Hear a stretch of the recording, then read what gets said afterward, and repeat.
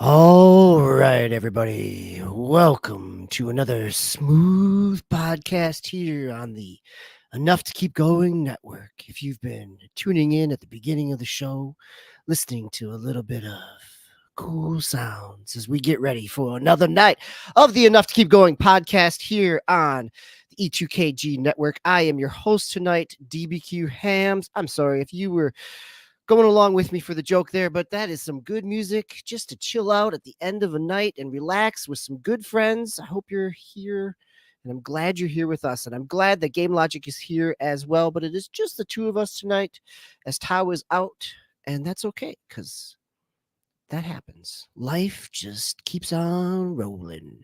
So, but on a week where we were waiting for some news to drop, life did just keep on rolling. And when that news dropped, you know what? It just kept rolling like it wasn't even really news. But that's okay, because we'll talk about that in a little bit. We've got our normal rundown here on the E2KG Enough to Keep Going podcast. This is episode 326. Our normal rundown is that we will talk about some new games, some big games on our playlist, dive into the week's news, or at least some happenings. Talk about that in terms of both the news story, but also in terms of what that means and what those ramifications might be. And then do a little bit of cleanup on our playlist as well. So we are heading into the week of February 18th. There we go. We'll get there eventually. Game Logic, how are you doing? How's your weekend been? It's been not too bad. I've been doing some work here in the studio, so a few additional pieces of gear, studio gear. Nothing new from a gaming perspective, but boom mic?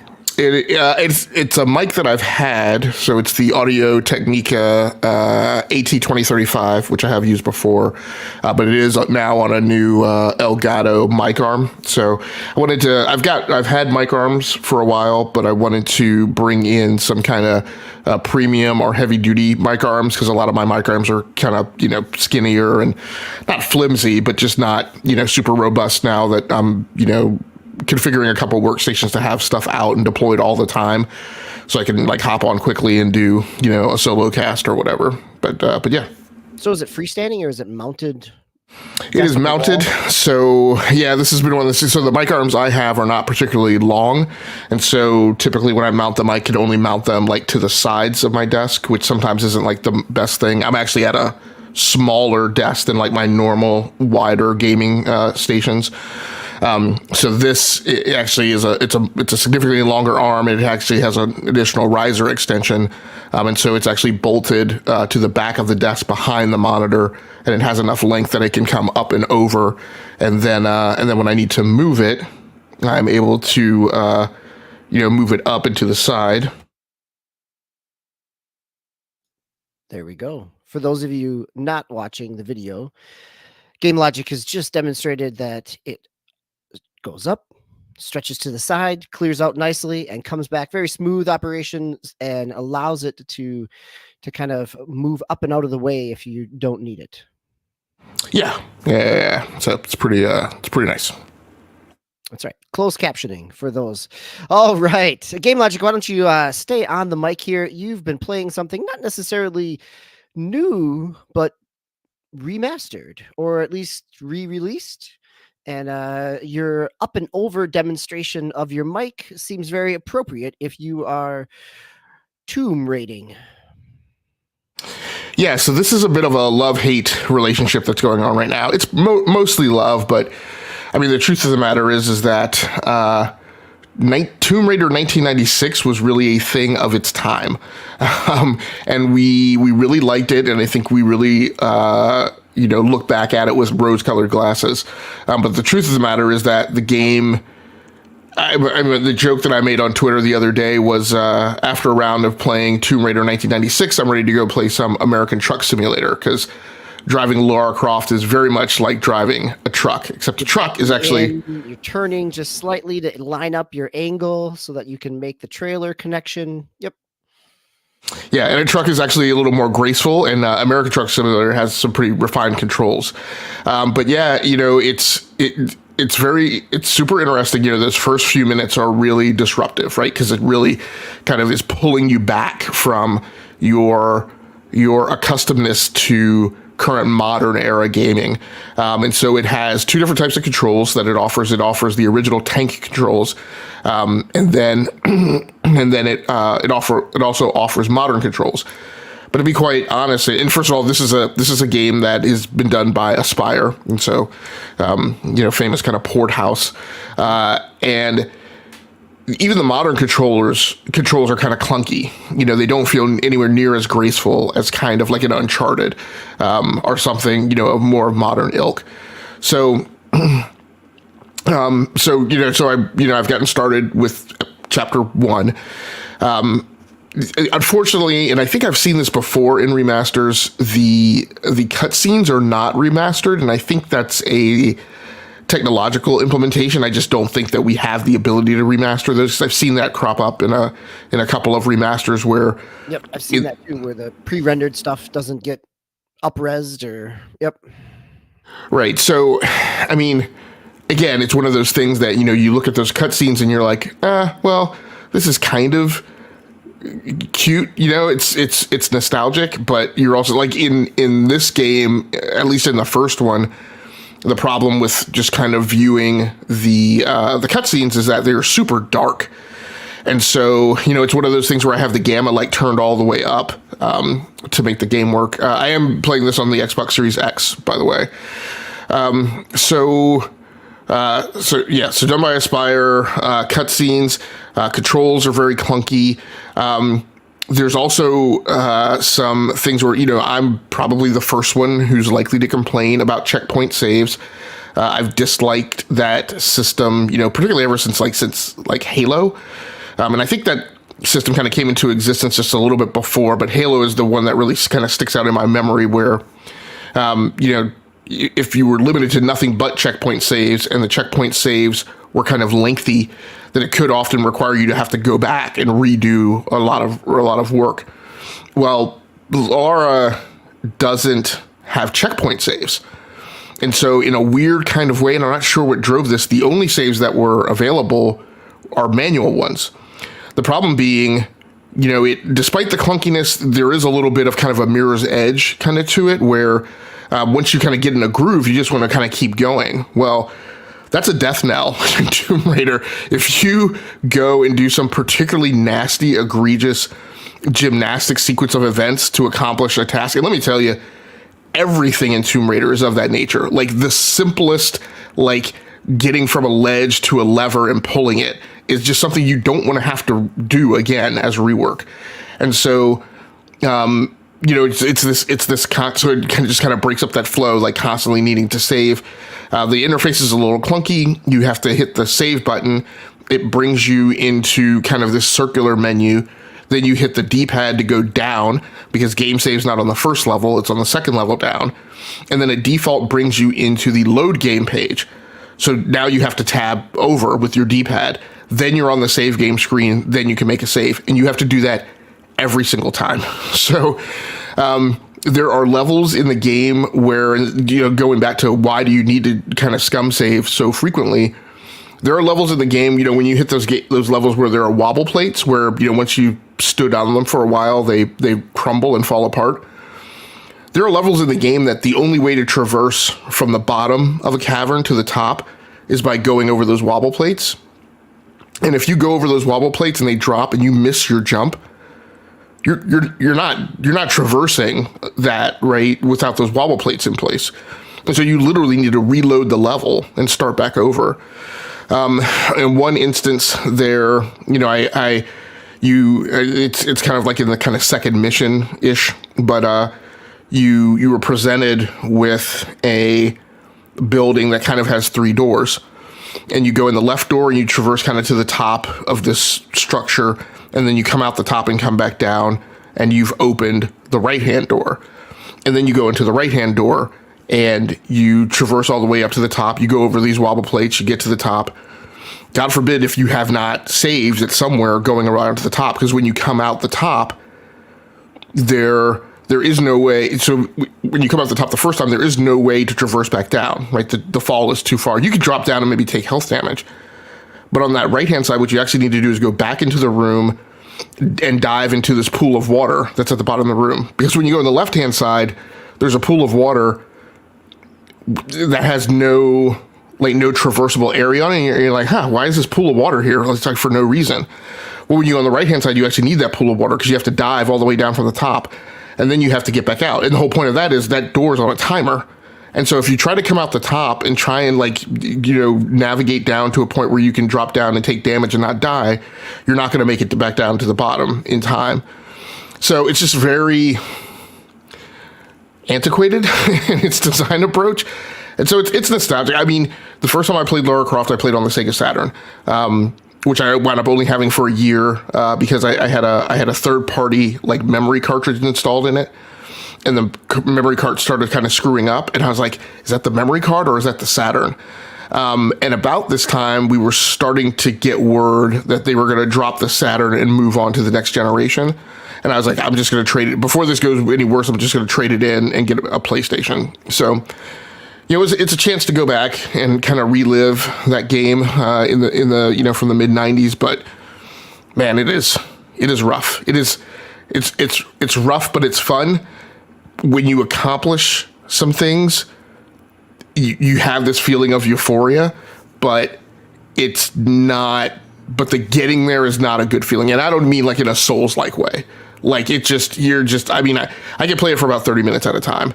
And that's the most I can take, kind of the tight FOV and negotiating with even like I said, the modern controls. Even the modern controls are tank controls to me, in comparison to really modern times. So because it's not analog, it is. I mean, it's still kind of digital grid controls. I mean, you're using an analog stick, but you're still not running in that way that you would in a modern. Right. I think just by the nature of the way that the game is designed, correct? It has, in a 360-degree ring, it has points of stoppage right along the way. Like, it is not, you're right, you're not kind of rotating in a full 360 degrees.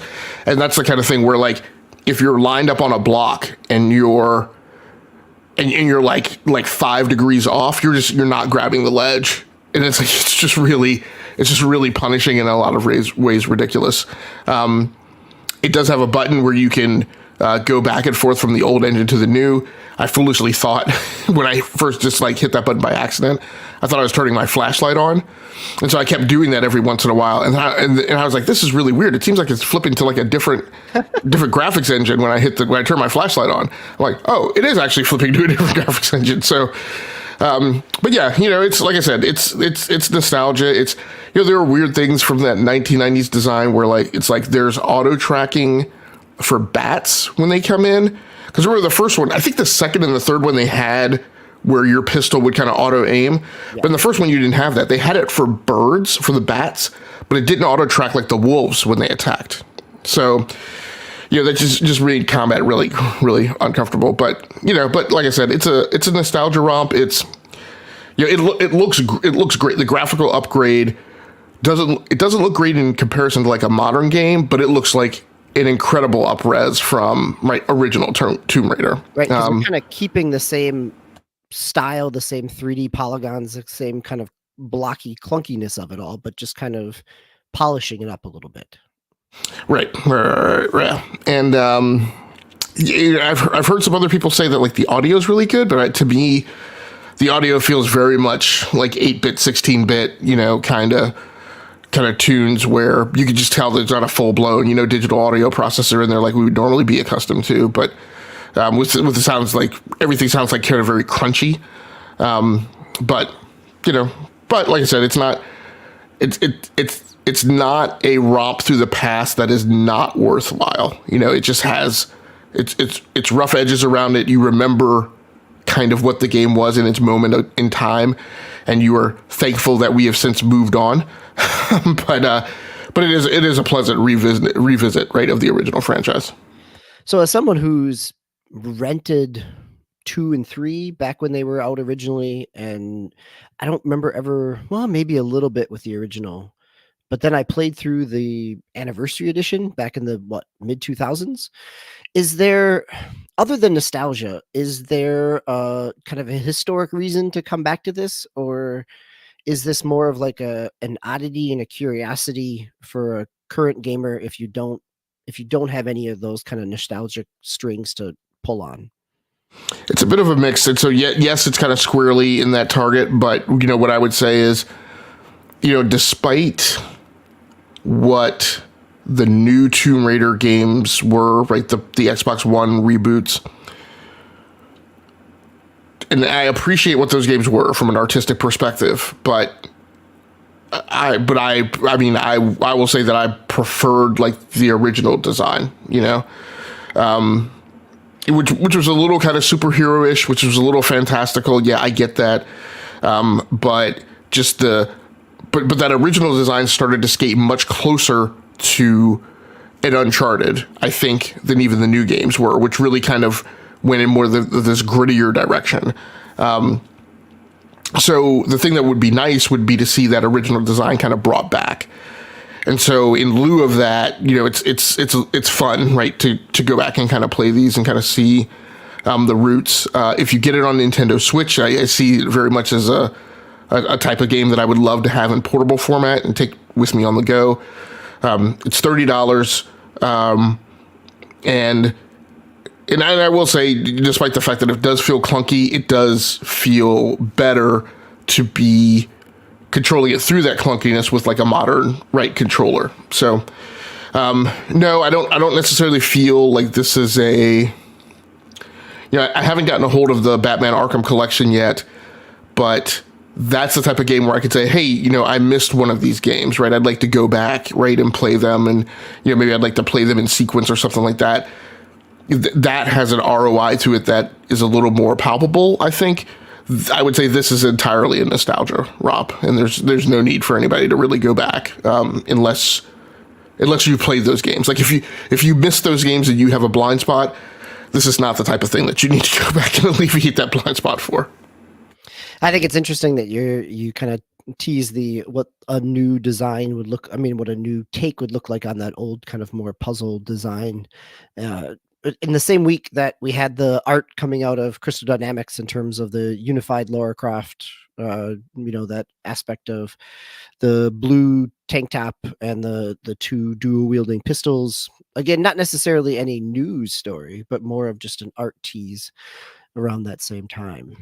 So, all right, let's move on to the next game. And what I've been playing, I picked up Deep Rock Galactic Survivor. So the kind of internet hotness of the Steam week in terms of this is a vampire survivor aspect. It's a auto shooter set in the Deep Rock Galactic universe. Deep Rock Galactic came out, I don't know, a good 3-4 years ago, potentially at this point. First person kind of crafting, mining, resource. Game Logic, you and Tao and I played it at one point. I thought we had a run one evening in it. Survivor, so it takes place in that kind of that same universe. You start with one of the 4 different types of miners. I've played it enough over the course of the weekend that I've unlocked a second one. So as you continue to you get, there are unlocks as you go, both in terms of stages and also in terms of miners. You start in kind of a very straightforward kind of underground, and you're going down 5 levels. There's the second second world or second kind of planet that you're on is more lava based. So I think the big piece that changes this from a kind of Vampire Survivor or Brotato or other types of kind of auto shooting ones is the mining aspect. So one of the things that this allows is that as you drop into a level and you've got your as you level up and kill enemies, your reload speed or your damage and your auto shooting, and it auto reloads and it shoots, and you're basically kind of moving around and trying to collect and kill enough creatures for the final enemy to come out before you move down the next level. But the mining aspect allows you to basically create your paths through the world. Like, there are sections that are open that you can navigate freely around, and then there are big chunks of rock for you to potentially carve out paths through. So you can kind of funnel enemies into a spot, or you can escape through a path and kind of put up and kind of hold kind of funnel them all in through a choke point. They'll, as waves come, they'll start coming on both sides of that, but it allows sometimes both for some quick escapes that wouldn't necessarily be possible in something that's already set out in terms of the landscape with like Vampire Survivors, because you have that ability to kind of navigate something. Or I found myself kind of making a kind of a snaking path through the rock to kind of slow down the enemies as they were coming through, right? So there's a little bit of strategy in there, in the same type of way that you might with an RTS or something else, where you're trying to kite a bunch of a Zerg War rush type of thing. And so that ability to kind of tunnel through the level, I guess that sounds like to me like it's reminiscent of kind of the ability we had like in the full blown game, right? Where you're able to kind of, you're dropped and you have this notion of a cavern, but you can use a drill to actually tunnel through walls, right, to get to a certain chamber, or just kind of change the geometry of the fight, or your traversal through the cavern. Yep, very much so, right? That kind of translates that. And just like it is in the first person one, where you're dropping in, and as you're traversing and moving through and opening up a path, you might stumble on a pocket of gold, or of other types of ore that you would mine that then become upgrades. So those are things there, and it takes place in a kind of 3/4 perspective top down aspect. And so you can see those, you can kind of figure out where you're mining through to get some of those pieces. And it's a run based aspect to it. So again, not drastically different than other things in the genre. Is $10, $9 on sale. I find it's also one of those where it's so easy to pick up and play, and like play for 10 minutes and set it back down. I've been playing it on the Steam Deck, super easy to play. But it's also enjoyable because there's a little more strategy there with the mining aspect. In the second world, it's a lava world, so all my kind of strategies of kiting an enemy and creating paths totally get flipped on its head, because now there's lava that you can't mine through, or that if you mine into, you're going to you're going to injure yourself in the process. And so it adds a little bit more complexity and some stage dynamics in there. So it I think I haven't unlocked enough other characters to know kind of what they do in terms of mining speed or attack speed or other types of bonuses like turrets down. But if it's similar to, the way that we played it, each of those 4 different ones have some different specializations. And so there's some aspects there. So now, are you a regular Vampire Survivors player?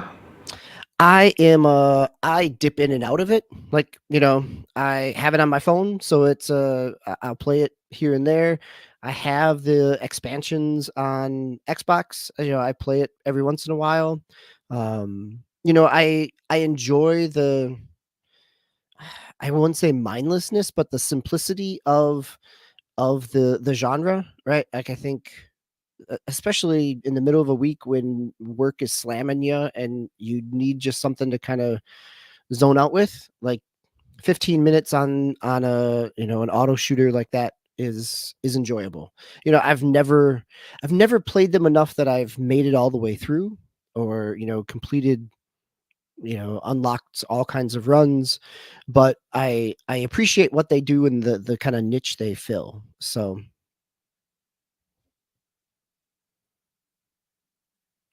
Does that answer your question? I mean, was there a follow up to that? I guess is the other piece. Like, I was compare? There was, but I was kind of struggling to formulate. I guess you kind of answered it, but I guess my question was, would this ever be kind of like a main dip for you? But it sounds like no, it's just a pretty casual kind of pick up and play for 30 minutes. It is almost kind of nearly in like that Marvel Snap kind of space. Yeah, as someone who has uninstalled Marvel Snap on my phone, yeah, it certainly is. I mean, I think that the one thing that it doesn't do right now is any type of co-op, right? Like, I could see that if this had co-op in it, it could take on a longer play aspect, right? If you're playing, having played Vampire Survivors co-op with my kids, it's kind of a fun oddity, but because of the kind of extra layers of strategy in here, I could see people who normally would play some type of online kind of casual conversation game together, that this could fall into that. But from what I'm seeing right now, that's not in the roadmap, or at least in the short term. So DBQ, neither of us has Helldivers 2 on their rundown tonight. And I did just want to kind of cover that and ask, is there any reason you're staying out of the pool for the time being, or is it not something that particularly, hits your wheelhouse? I don't know. I mean, numbers go up, shoot things, numbers go up, the gear goes up, right? I mean, I've played enough Destiny over in Borderlands over the time, and people have heard me that yes, I think this is, the idea of Helldivers. Listening to others watching it, I think if I had time, or if I had a group of people that would normally play together, I could see where this certainly falls into that. Especially at a time when there's not a really, Suicide Squad kind of came and left, as we'll talk about in the news, that Destiny is not doing great. There's not necessarily something else really competing in that kind of PvE co-op space. And so, but again, more of a choice of kind of where I'm at within time and play style than it is necessarily game quality. Is there a reason that it's not in yours? I mean, servers would definitely be one. I'm not going to pay $40 for a game to sit around and wait to get into a server.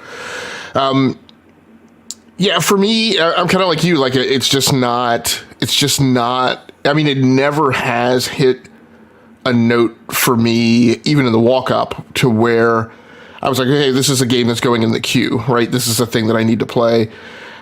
Just as you mentioned, I feel like from what I'm seeing is a lot of excitement and engagement around playing with friends. And I just don't have, because I have a long commute, I just have kind of decoupled from any notion of like trying to schedule time, with people because of my own schedule. You guys know my requirement, right, for a PvP shooter is that I have to be able to queue solo. And of course this game doesn't have PvP, and just like the PvE aspects of it just haven't really struck a chord with me as being anything that would engage me like a Rainbow Six Vegas, or the Division, or anything of that nature. And I get it. Like, it seems like there's a ton of humorousness, or humor to it and things like that. But I don't, and I just haven't been, and I'm sure it's there, but I just haven't really seen a tangible example, and I haven't gone out of my way to dig for it. I haven't seen a tangible example of like the gun porn, or the thing that would keep me invested in the grind. I think that's the big thing, right? I just, and like I said, I think it's there. I just haven't seen it come right across my windshield. And then we have another point of friction for onboarding, right? Which is, do I have to go out of my way to pull that thread, or is it something that's just kind of put directly in my face? Like you mentioned, like with Borderlands or the Division 2, or some other game where I kind of immediately kind of got it, in terms of what I was getting into.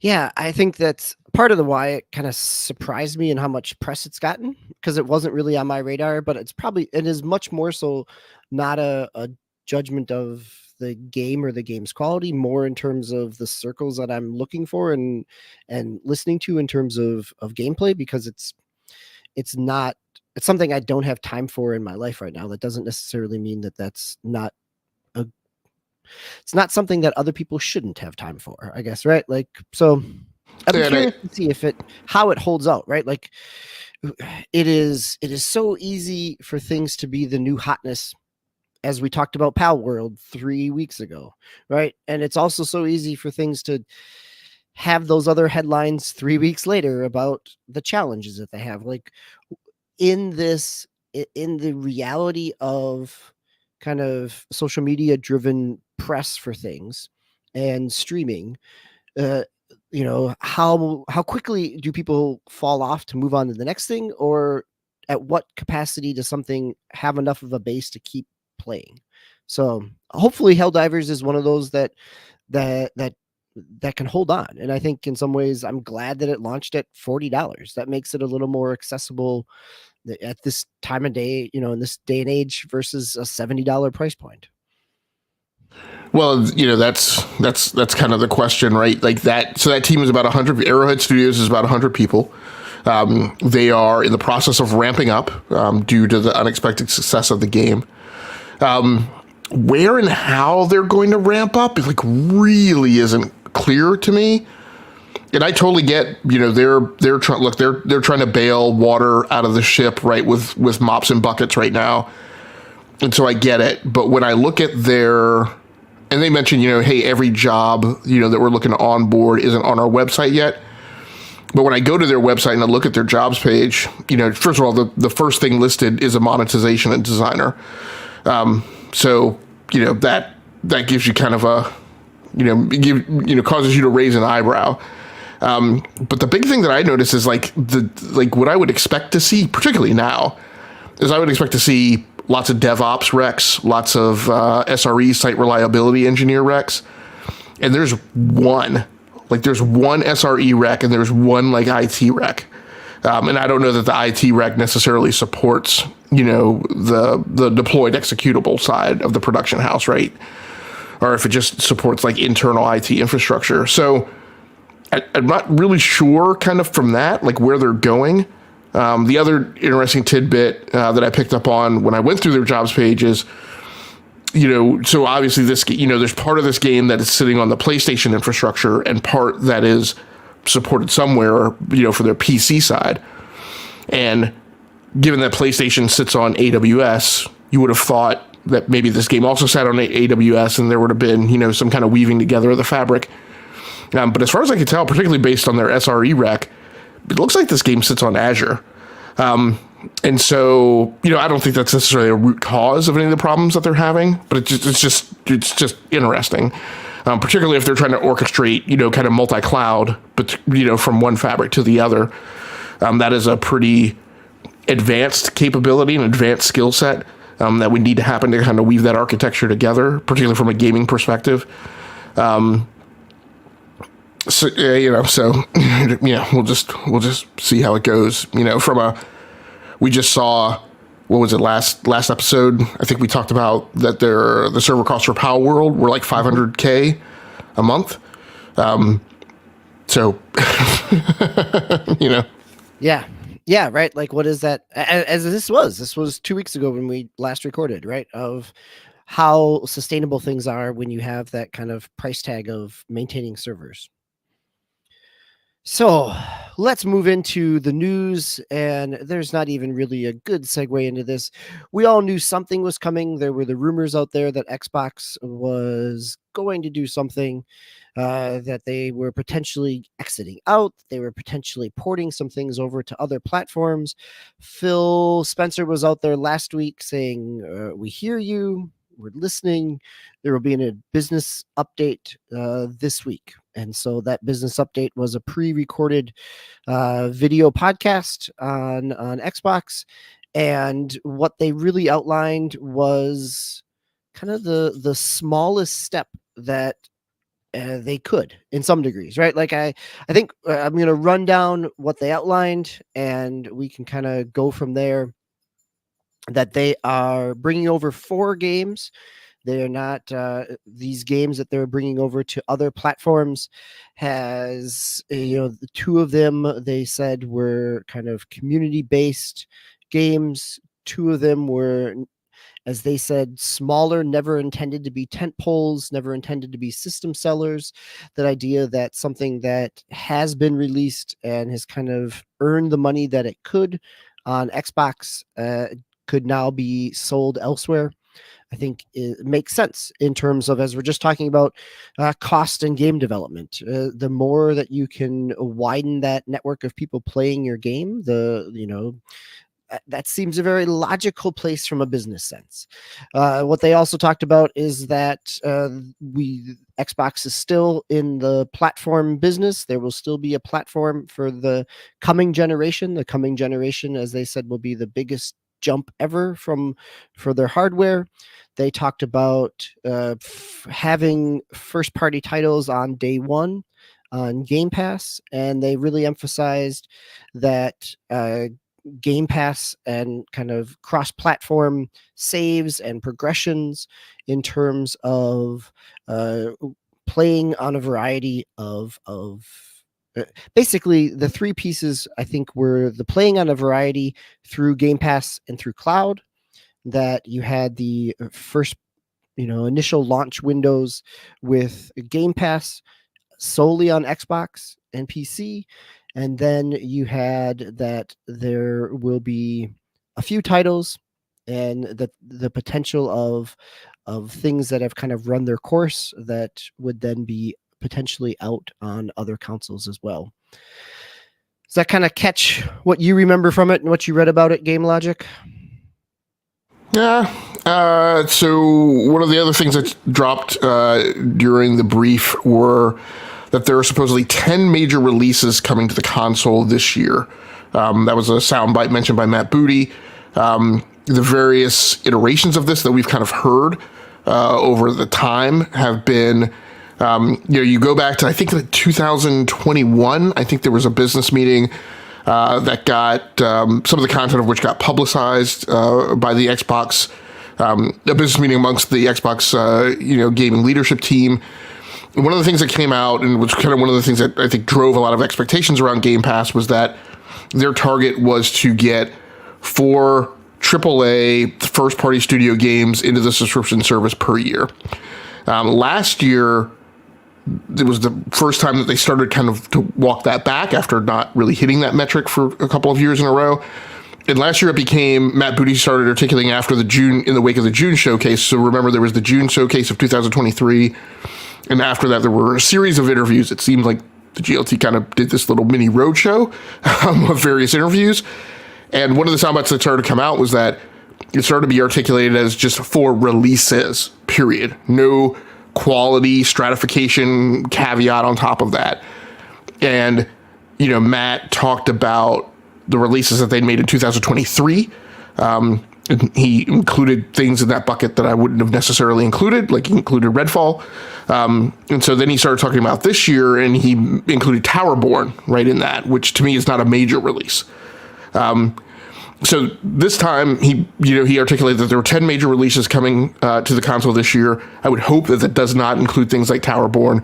And what it means really is that since that June showcase, where we were really kind of informed with a handful of exceptions about what every studio was working on, but there was a lack of clarity on when there were some that were coming, in 2024. There were some that weren't articulated.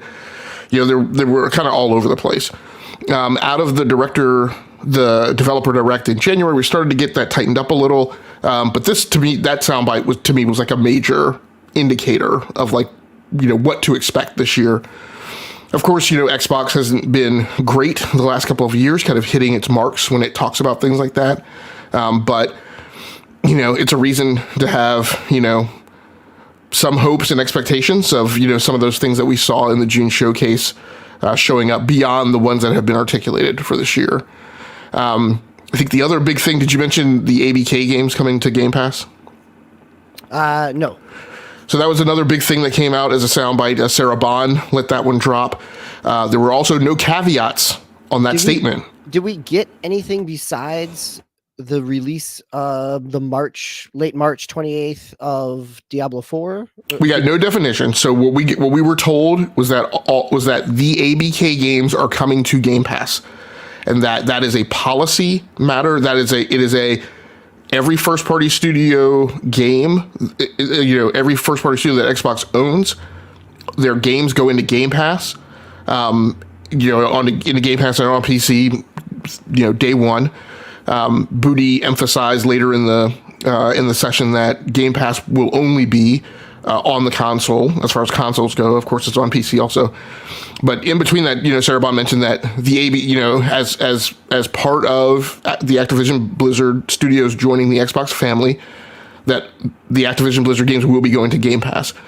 So she said no caveats. So what that means to me is that means everything in the ABK catalog. But they will roll on to the service in a staggered manner.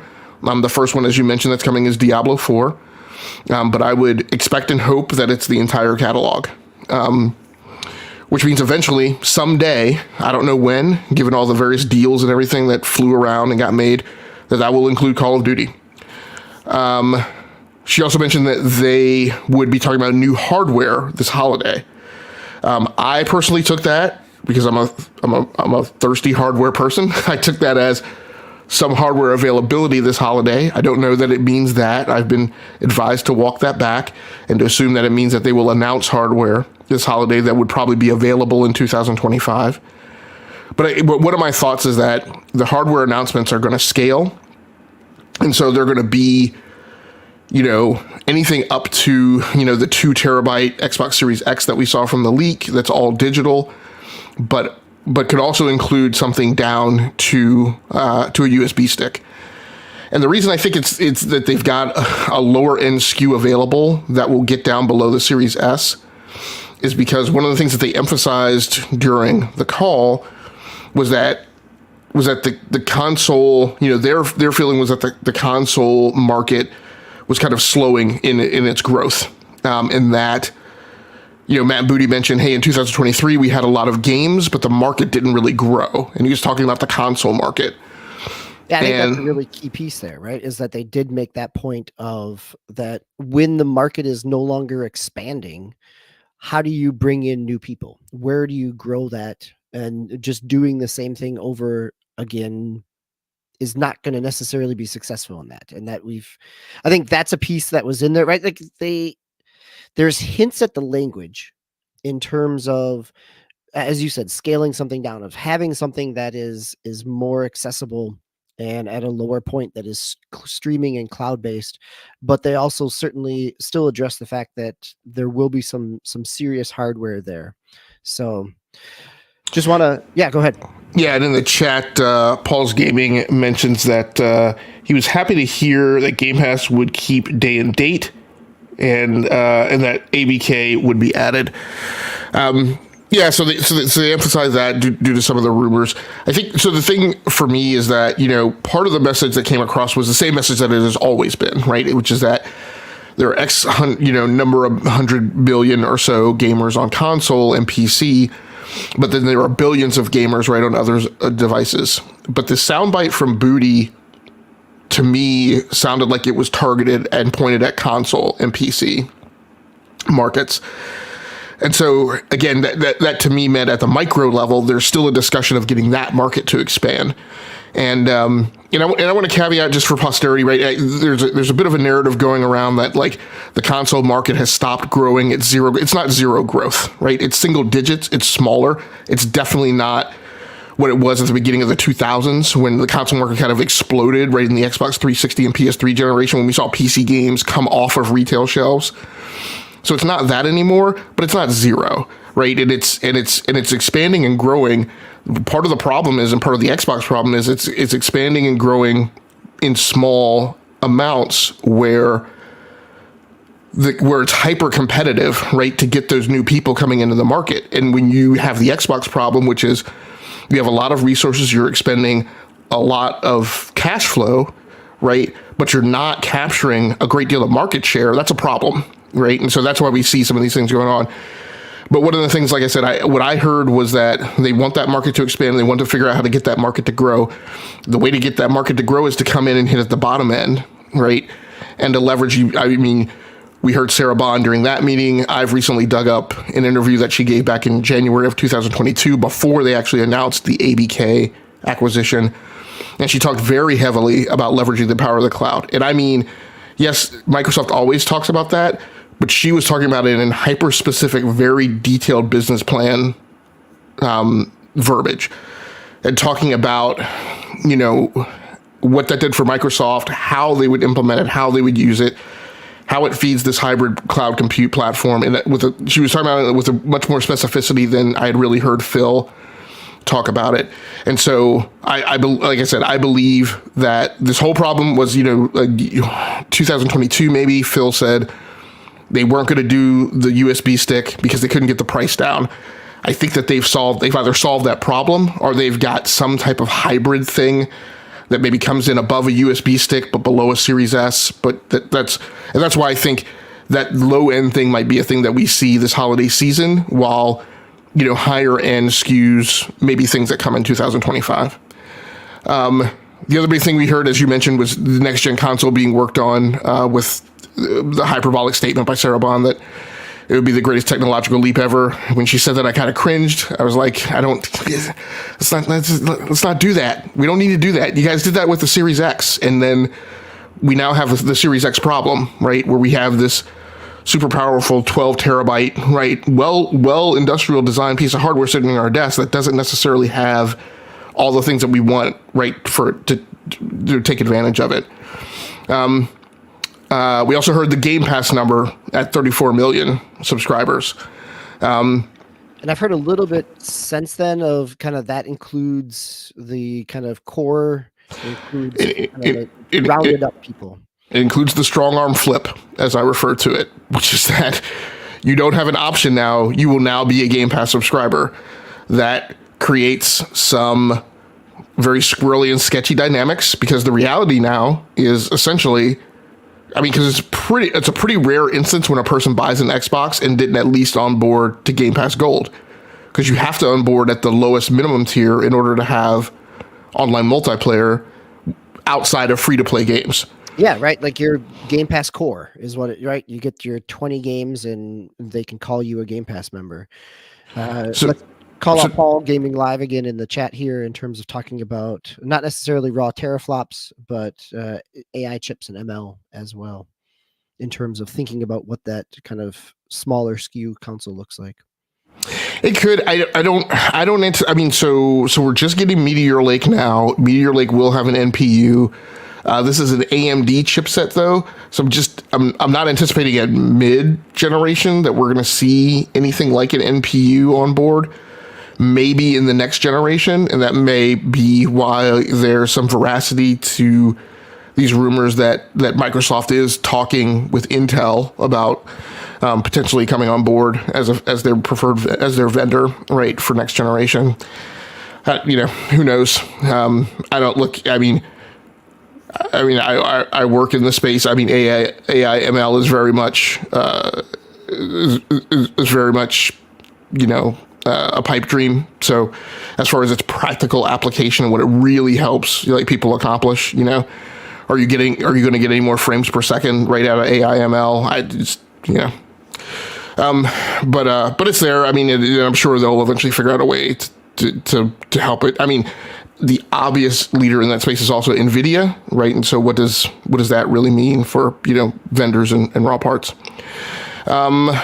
But this is major releases, ABK, new hardware, next gen console being worked on. Oh, and confirmation that we're going to get a showcase in June, which I think now we're kind of settling into. We should just assume that that's the norm. I think it's more for frame generation upscaling. Yeah. So utilization of, but those are methods that are currently in place today, right? So, it's just continuing on with FSR and implementation of FSR 3.0 and derivative things thereafter. I just don't really know that it's a game changer. I don't disagree with you, Paul. I just don't know that it's a game changer. So I mean, what I heard out of it was I heard a lot of things that I felt that an Xbox owner should be happy about. Those 5 tangible things, 6 tangible things, right? Not the pie in the sky strategy stuff. But I also think it was good for the Xbox gamer to hear a commitment to hardware. I don't. It's been a weird thing for a couple of years. Like I don't know that I don't know that I believe that an Xbox hardware owner should give a crap about Xbox games going to other screens. And so we have this rumor that there was an employee gathering where Sarah Bond, brought in a bunch of different devices and with all with PAL World running on them, and basically said, "Hey, every screen's an Xbox." I'm like, okay, that's great for you guys in the C-suite and at corporate. As an Xbox gamer, I don't care. I want games on that box. Like, I don't care about games on other screens. Not as my priority. And this is where I get like my Windows Phone problem, where I go, okay, the last time you guys told me that, somehow I, as a Windows Phone owner, would benefit from you putting your software on Android phones and iOS and making that a priority, what I got out of that is I just got my Windows phones taken away. And so it's not a worry of them getting out of hardware. It's a worry about what their priority is and what resources and where the resources go. Because remember, at the end of the day, this all comes down to dollars. And dollars are what are used to fund engineering hours, labor hours. And so my point is if there's 1,000 going over there and only 200 going over here, then that to me is a problem. So, but for the time being, crisis averted, I guess, and fair winds and following seas, and we'll see how it turns out. Yeah, I think that is the general piece here. Is like, it sounds like they said the things that need to be said in terms of both people committed to that infrastructure. It opens the door and leaves the door open for bringing games to other platforms.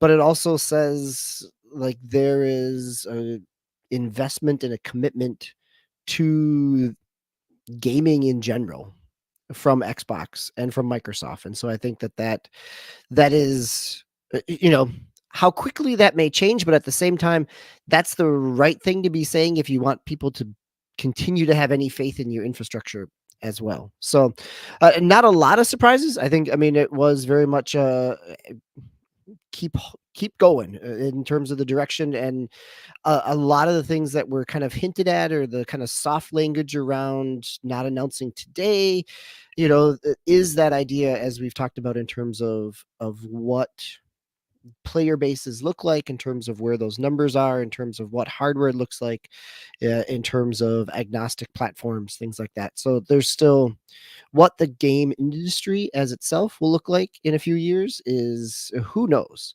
right? Paul's Gaming Live hits here with if they launch in 2026 with PS6 in 2028. Try to do that window again with the 360 PS3 era in terms of getting out there in front. And I think that I've heard some talk about that as well, Paul's Gaming Live, in terms of not trying to go head to head with PlayStation in terms of hitting the same year, even in the same month as they have the last 2 cycles, kind of even just get off cycle a little bit to provide an option for people as an alternative, because we know what's happened in the last 2 cycles. Game Logic, anything else before we move on to the next one? Nope. All right.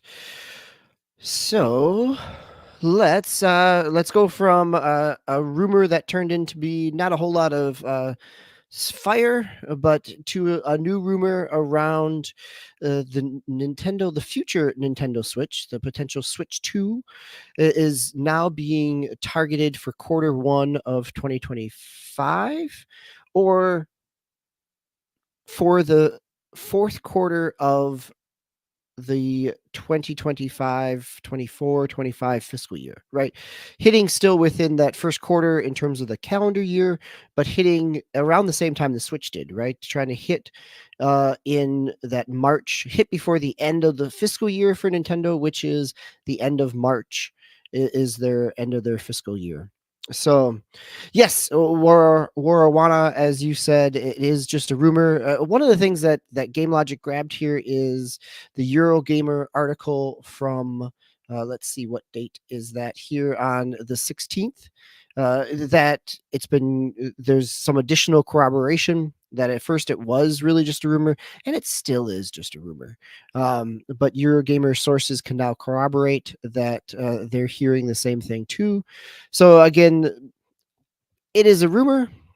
We'll see what goes with that, but I think the fact that we're getting a little more corroboration with there makes it a little more interesting in terms of being able to talk about it.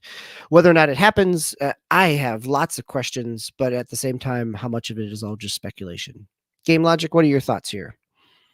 Well, so what I should say is, for people who are unfamiliar with the show, so just to kind of go over some of our kind of agreed to policies, right, that we generally follow is this channel does not typically talk about rumors. Even to the extent where not only just rumors, but even real news, like a lot of sometimes a new hardware thing will drop or something will get announced. Like the day of our show, a little less of a problem now than when our show used to be on Thursdays, and we will leave it right to say, hey, there hasn't been enough Q&A, there hasn't been enough FAQ out about this thing. Let's touch base on this next week. But in general, we've got like I said, we don't really discuss rumors. There are sites that we filter and that we believe are generally reliable.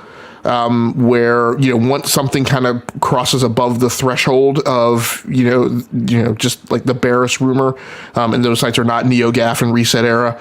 When we see something being carried by a site that has a little bit of journalistic gravitas to it, then we'll feel more comfortable about putting it on the agenda. So, yeah, I think that's a really important point here. It is one of the things we try to do is to not necessarily just chase it down for the sake of conversation, but to look for things. But I think, as Warawana said, I think we also all remember 2 years ago where everybody was so convinced that a Switch Pro was coming until nothing actually came.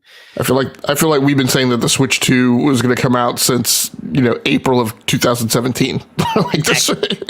So I think we will leave it at that and move on to the next one for the sake of time here.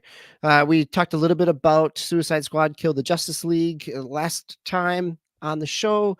Now we get a article from PC Games that about where player count is down into the maybe less than 1,000 here. Game Logic, you pulled this article. You want to take us through it? Yeah, really quickly, this article over on PC Games In by Reed McCarter. Suicide Squad Kill the Justice League has good reviews with less than 1,000 players. Suicide Squad Kill the Justice League hasn't quite been the return to open world superhero form that fans of Rocksteady Studios, the creator of Batman Arkham Asylum, Batman Arkham City, and Batman Arkham Knight, were hoping for, though it's only been out for 2 weeks, and despite positive reviews from players, the latest game set in the DC Comics universe is struggling to maintain a healthy player count. Earlier today, in fact, it dipped below 1,000 concurrent players. So, if you go and take a look at this game on Steam, it has, I think, mostly positive reviews right now, but those reviews are an incredibly small number. I think in prepping the show agenda yesterday, I think what I saw was like about 1,400 reviews, and I can't remember what game I was looking at, but some other recently released game, I saw something like 47,000 reviews. So it's a very small crowd that's actually playing this game, although they appear to be pretty happy with it. What this doesn't bode well for is that open world tale, or I should say the game as a service tale of Suicide Squad. I'm kind of firmly putting it in death knell territory, in comparison to like the glide slopes that we saw for Avengers and the glide slopes that we saw for, what was the other major one that toppled over that I'm trying to think of? And now I just had it in my head and now I forgot it. Oh, you want to go down in the Outriders Anthem area, or Anthem was the one I was thinking of. Okay. So, and this is what we've discussed about with this game the whole time, that it had the shadow of Avengers hanging over its head right from the beginning. And now we see where it is, and what we've talked about also on this show is that Despite what anyone says, I've been in various podcasts and I've had people tell me, oh, the game makes its its money at point of sale and it's not dependent on content and who cares about player engagement as long as the launch is good. No, you look at, like, I pulled an interview from the studio that does Arc, right? And what that studio talked about was just the same thing that all of these studios are talking about, right? Which is that, at the end of the day, if you want to keep these things going, they need a roadmap. They need the staff to make the content.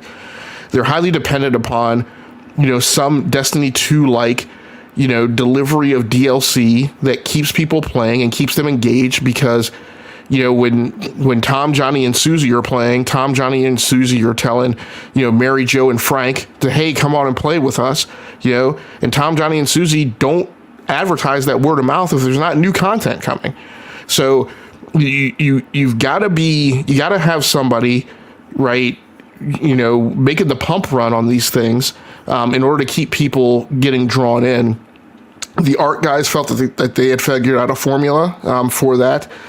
The Helldivers 2 guys, Arrowhead Studios, are heading in the same direction. And what they've talked about is that all of that content's going to be free. And so guess what? If all the content is free, there are no microtransactions. You got to be making money somehow. And that means you're making money by selling new units, and you're not selling new units, based on some game that came out 12 months ago that isn't in the zeitgeist anymore, unless you're keeping it in the zeitgeist, and you're keeping it in the zeitgeist just by having the same content that you had at launch.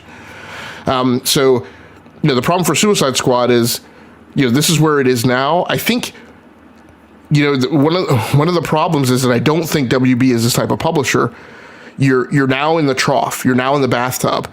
And we know that from a product perspective, from a software perspective, it's really hard to climb out of the bathtub, right? It takes more energy, more engineering labor hours, more level of effort, more marketing to climb out of a bathtub than it would have been to just keep yourself on even keel. And the game's pitching down in the bathtub now. And the question is, well, does WB have the resources, and is it willing to spend the resources? Particularly because, remember, with WB properties, there's a big knock-on effect too from the associated IP. Well, as far as I know, there's no Suicide Squad movie coming up soon. The Berlanti verse is pretty much done.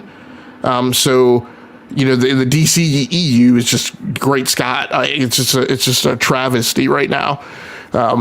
Although, James Gunn is trying to reinvigorate it, but he's got his work cut out for him. So I just don't know where this game goes from here. And we're probably, my guess is heading towards it closing up shop, much sooner than Rocksteady, would have hoped for as far as the life cycle for this game goes.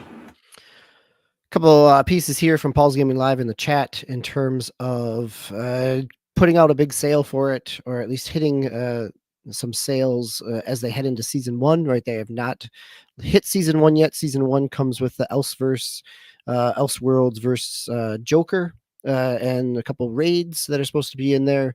Yeah, hitting, having a sale that brings people in, that gets them to purchase the season pass, potentially tries to climb out of the trough that Game Logic is talking about, but whether or not how successful that is, we've also have seen with past things with WB Games that they do, they're not quite at the Ubisoft level of hitting deep sale discounts, but they certainly are not adverse to diving in there.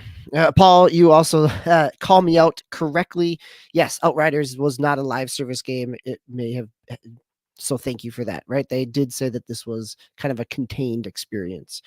And I think the challenge of these live service games is not only the trough that GameLock is talking about, but the idea of how much the community wants to see a roadmap, and how much that roadmap becomes like what is where they get knocked on as well, right? As soon as you put out a roadmap because you want people to know that there's stuff coming, so they invest. And as soon as you don't hit a marker on that roadmap, it becomes the downward spiral of things are game is not hitting its metrics. It's not, so there's it's a two-sided coin there. So, and again, what I alluded to, right, was that that's my characterization of where they are, given that they're WB, right? It does. I think it very heavily plays into. It depends on who you are, because as you just mentioned, not hitting your roadmap and skipping drum beats. Who's I don't want to say notorious, but who didn't hit their roadmap drum beats was the Division 2, right? But the Division 2 appears to be in a great place right now, right? Like with content being delivered in year 5, and I'm like, look, okay, there's content you guys skipped and there's markers you missed, but you still somehow kept the community engaged, and maybe you made some deliveries late, maybe you didn't stick with your roadmap, but as we constantly say about Ubisoft games in general, it's super, super, super funny that Microsoft has this dialogue about wanting to build communities and keep people engaged and blah, blah, blah. And I'm like, dudes, look at the Ubisoft template, because they have figured it out, right? Granted, they've got their financial problems. They're not always fiscally responsible. There's that part of it. But like, if you were going to figure out like how to keep a thing going, great, Scott, Riders Republic is getting content. Like, what is that? So, and so, if you take an Ubisoft approach, then you can keep something like that going. You can keep the Division 2. You can retain your community. Other people trying to do that. I just don't know where that's going to wind up. And I know Paul mentioned getting the game on Game Pass. I don't think it's just Game Pass. We often kind of focus on that service, but I would say it also they also need to put it on PlayStation Plus, because right, wrong, or different, right? That's where the bulk of the market and the highest number of the players are.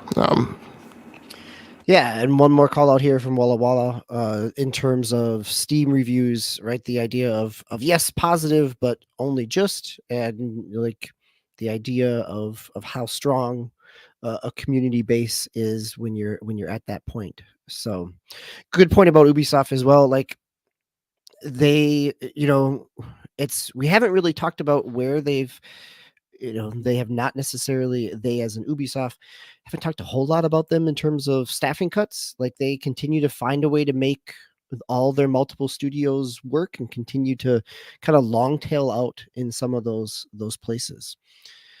So let's move into, I'm sure realistically, this is not the last time we're going to talk about Suicide Squad and the challenge of live service games. So we will come back to that as we see how things play out some more. So I do want to point out one thing. So from what I'm seeing, the Steam reviews for Suicide Squad has it at 81%. So I don't think they're just barely. I think they're up there a bit. Yeah, 81% and now it's at 4,000 reviews. So good. At least from that perspective, pointing in a positive direction, nose up. So we'll see how it goes. Yeah, good. All right, let's stay in the positive direction here and talk about the DICE Award winners. So we had the DICE Awards happened over the past week here. We got plenty of a variety of things. I think one of the things that surprised me was the number of technical achievements that Spider-Man 2 won. Outstanding achievement in animation, outstanding achievement in character, original music composition, audio design, technical achievement. I mean, it is a beautiful game, but I guess to me that was a surprise, because I thought it is a beautiful game, but it also is a lot of what we've seen. I was glad to see Alan Wake get art direction in terms of that. And then as we head into kind of the categories around action game of the year with Spider-Man 2, adventure game with Tears of the Kingdom, family game with Super Mario Wonder, fighting game Street Fighter 6, racing game Forza Motorsports. Right.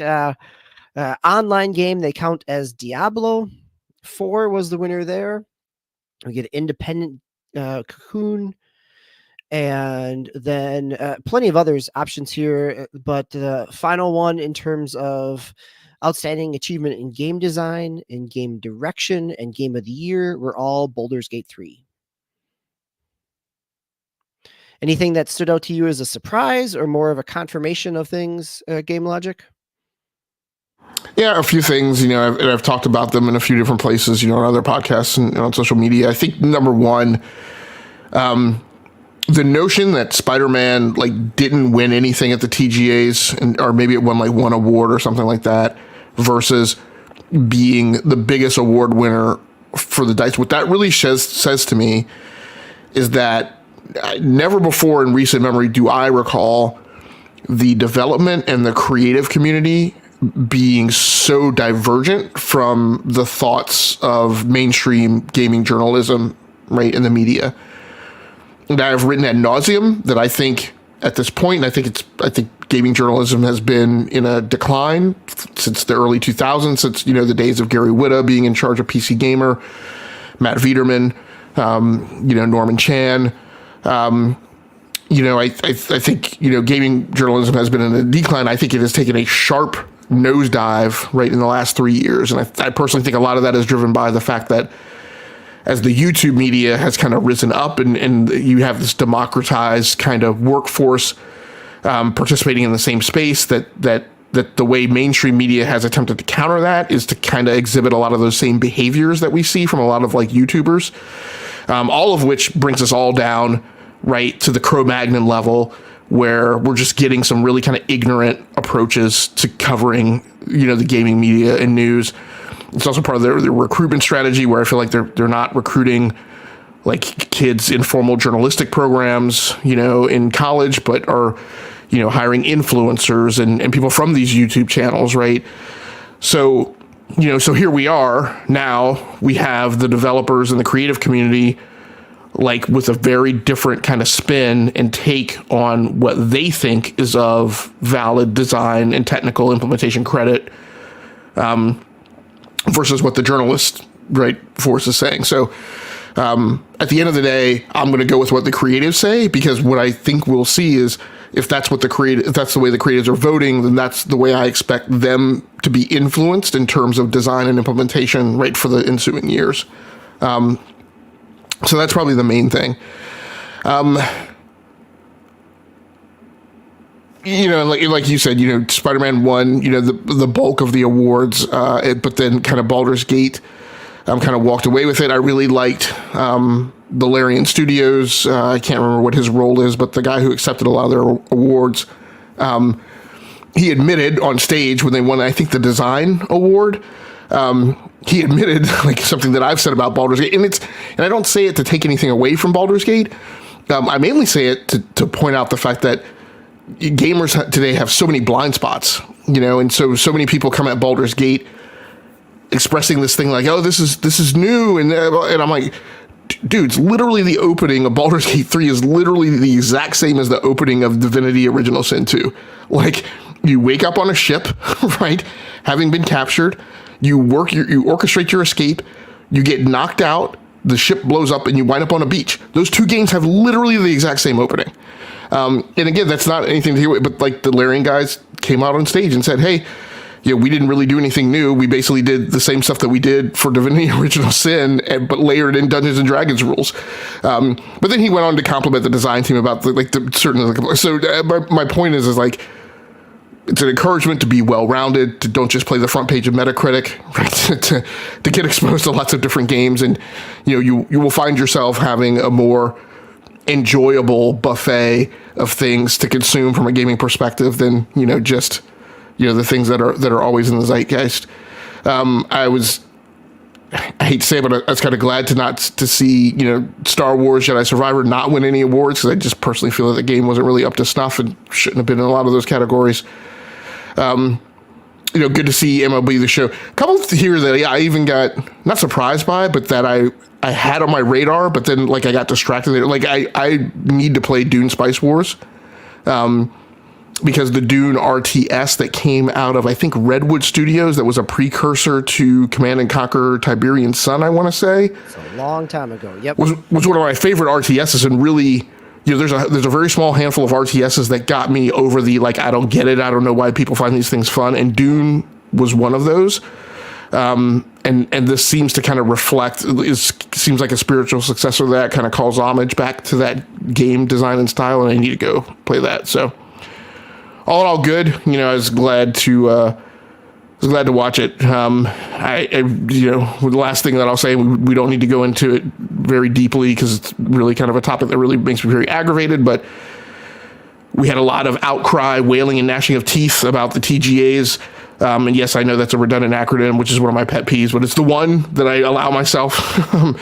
But wailing and gnashing of teeth of the TGAs being unfair, being heavily influenced by PlayStation, blah, blah, blah, blah, blah.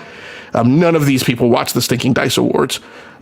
So, please let's stop complaining about something and then not actively participating in, the multiple award shows that there are per year that I constantly try and point out to people. And maybe, I'm sorry, the last other thing I'll say is, and also let's keep in mind, what these awards are. The AIAS is an academy requiring you to be working as a creative in the industry. It has a vastly larger voting panel than the media journalists that vote for the TGAs. And even down to where it's the awards is really split up into two piles. There are the achievement awards, and then there are the genre awards. So when you see something like Adventure Game of the Year, that's a genre award that the entire Academy can vote on. When you see something like Outstanding Achievement in Audio Design, they actually have 3 categories of domain expertise, which have, 4 or 5 or, some number of, maybe 3 awards in them. And you have to declare when you join the Academy, like what's your domain expertise in, and then that enables you to vote on those, and those are the only people who can vote on those. So, for instance, audio design, original music, and there's one other, some audio something or other. Only people in the audio design domain expertise, right? Some, category, some job classification that puts you as a sound engineer, basically, in the gaming field allows you to vote on those awards. No offense, Paul, I'm going to say this, but I'm not necessarily picking at you. But when you said Diablo 4 getting online game of the year made me cringe, just like I said, I'm not picking at you. I'm just picking at a common sentiment that I see going around. Like it's not people who aren't steeped in the domain of game development who are making these choices, right? So, and it's what they regard as being of high caliber and high value and showmanship of expertise and craft. So to me, they carry a little more weight than like when the media, votes on it. So just wanted to put that out there to make sure, people know that stuff. Yeah, I think I've always appreciated the DICE Awards because of what you're talking about, Game Logic, that it is representative and honors, it's the industry honoring the work of each other. Versus a popularity, versus an awareness, versus any type of kind of brand recognition. That this is very much more so in terms of the quality of the product. All right. So nice chat back and forth with Wara and Paul in the chat. So thank you both. Let's move on to our final segment here. We've got. Sorry, I apologize, Paul. That was War who said that, not you. I apologize. I'm looking at 4 different screens, so I got that off kilter. So I apologize, Wara. At any rate, it was not an admonition to anyone. It was just try to highlight some additional background information. See, Game Logic is going to say no, it's not you. It's the other person. It's not you. It's me. It's okay. So let's go ahead and move into our final segment here in the last 12 minutes or so of the show as we head into what else we've been playing. Game Logic, you've got both a standard rotation game and a little older game that has come back into your rotation. I want to know how Fallout 3 gets back into your rotation. I had so I have a bingo card, right, that I, put through a randomizer and various, kind of topical things come up and I say, you need to go play something of that ilk. So this was me kind of digging and rummaging through the Game Pass Footlocker, right, and randomizing a game and kind of coming out to see, what I wanted to play in there of value. I don't always necessarily play the thing that comes up. Sometimes I say, yeah, I'm not really into that, and I move on to the next thing. So whatever I looked at initially, I eventually decided to land on Fallout 3. I am what I wrote on Twitter today is I'm a big kind of Bethesda teetotaler. So I have just never bought into what I have always felt was the overhype of those games and kind of the lack of rationality around the community supporting Bethesda games. So I just didn't play, and in one of my earliest Xbox experiences, Morrowind, I did not like Morrowind, and so through the years of Fallout 3, Fallout 4, Fallout New Vegas, Skyrim, Oblivion, Skyrim, I just staved off of those games. So they're a bit of a blind spot. It's kind of interesting because Starfield is a polarizing game, right? It does a lot of things like really well, and then it does a lot of things not so great. And in the world of software development, like with my own teams, I often say a thing like, we have these rankings of severities, right? Severity 1 through 5, right? With 1 being really bad and 5 not being that bad. And I will have teams say something to me like, oh, well, if we have a bunch of Sev 3s, who cares? And I'll say, no. If you have a bunch of Sev 3s, but they are all kind of coalesced around like one particular feature or function, this thing we call defect density, or they're coalesced around like a new feature or function that you're rolling out and you're trying to encourage uptake of, a bunch of small bads winds up coming off like a really big bad. And so there's a little bit of that effect with Starfield.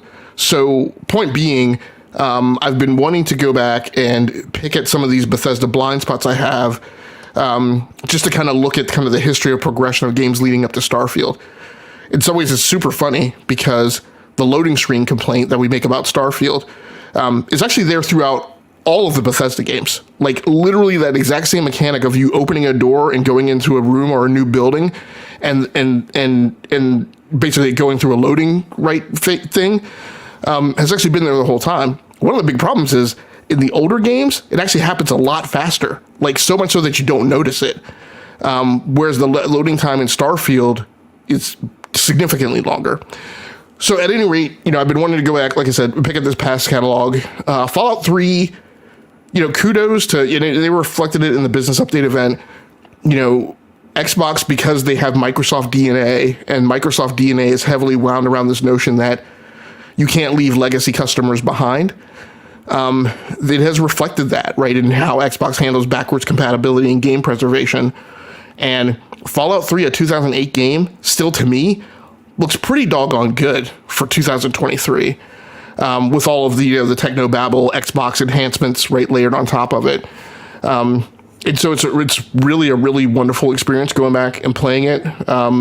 Neat narrative, some kind of rough edges where like one of the major quest givers in that first town, in the town of Megaton, he kind of instances, so he's not there persistently all the time. And so, when I had gotten enough caps or whatever, which is the currency in Fallout 3, and was like trying to come back and give them to him, he like wasn't around.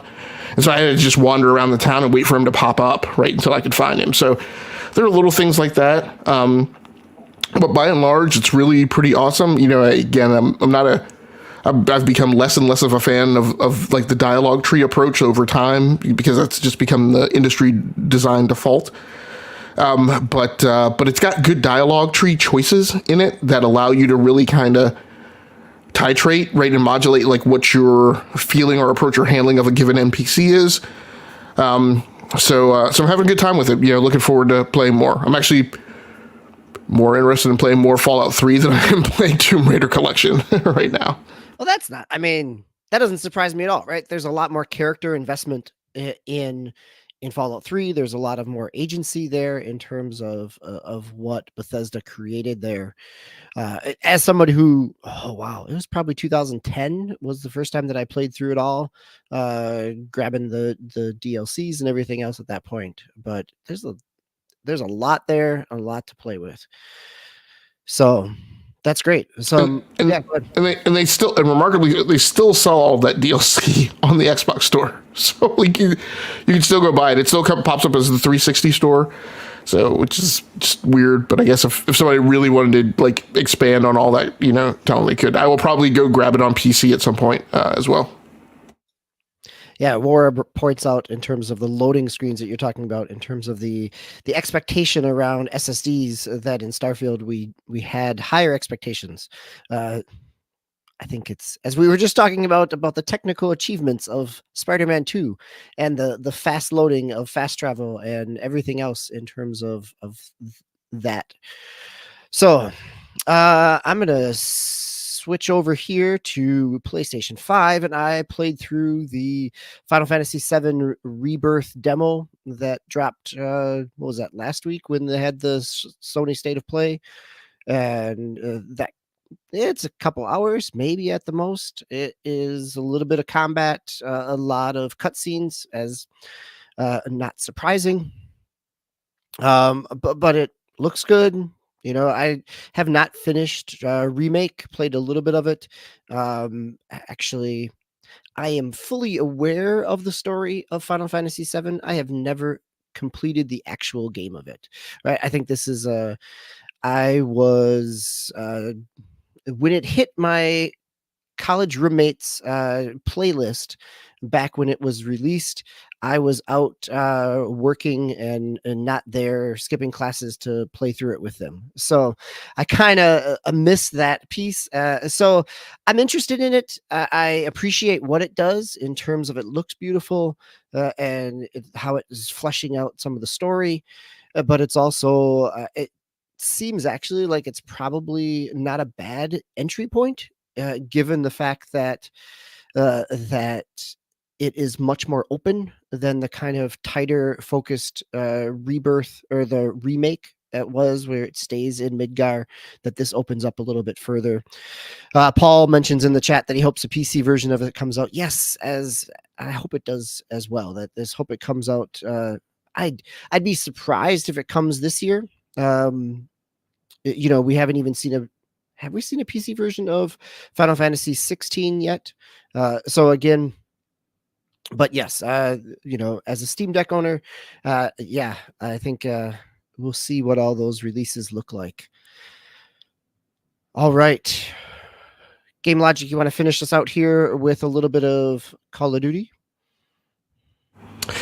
Yeah, nothing super huge there. It continues to kind of be my go-to, particularly when time is short. Like I said, I really want to get back to Fallout 3, but, by the time we get off tonight, it'll be pretty late. And so I will probably go back to my default, play Call of Duty. I'm pretty much these days only playing on PC. So I've been spending some time, a good chunk of time over the last few weeks, kind of focusing on leveling up shotties and pistols, which is just kind of a blind spot where, as the new one drops, I hyper focus on LMGs and assault rifles and marksman rifles and battle rifles, now that they've broken those out into two subgroups. Not so much on shotguns and pistols, and I really just never get wrapped around the axle about pursuing those. But I have spent some time. I've just sucked it up and gone through the meat grinder of playing on the small maps, and often getting suffering through very low KD, but just in order to get the number of kills that I have to get the shotties and the pistols leveled up. So I have been hitting those. This week they have a small maps mosh pit going on as an LTM. And so I've been playing a lot of that. That gives you Rust, Meat, Stash House, and I want to say there's one. I think there's one that I haven't played. I can't remember what the new small map is for season 2. It's either Vista or something like that, or not Arrivals, or Departures. Which I think Departures is maybe a small subset of the terminal map. I'm not exactly sure because it hasn't come up in map rotation.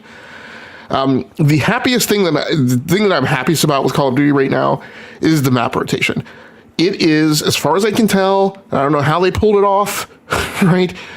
But it seems like they finally have a map rotation that is very akin to Call of Duty Mobile.